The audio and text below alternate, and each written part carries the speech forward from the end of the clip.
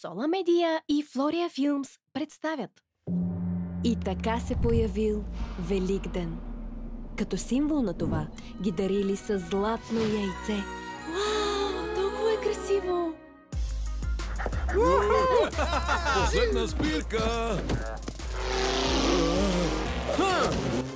Трябва да го свалиш оттам! Това наистина кърти! Идва право към нас.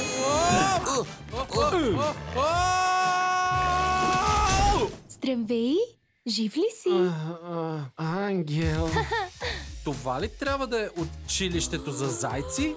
Вие истински ли сте? Моля, защо не си намериш място в общежитието? Сигурен съм, че Еми може да ти каже правилата на училището. Общежитие?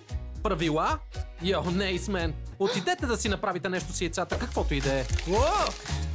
Тук е като да си от другата страна на луната. Уоу, това е като начин... Това е готино, нали? Изчезването. Ха? Това отчасти е начинът, по който крием яйцата. Не може да е толкова трудно. Искаш да станеш великденски заек? Номиниран на Берлинския филмов фестивал. Гюле! Наистина ли мислиш, че Макс може да ни помогне? Бъди търпелив. Не мога да повярвам. Там е скрито златното яйце. Яйцето ни дава сила срещу лисиците. Виж ги! Направо да си опишеш пръстите! Те няма да получат яйцето.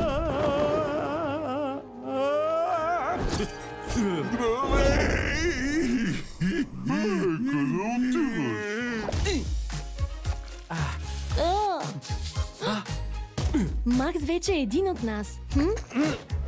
Да! Заешко училище.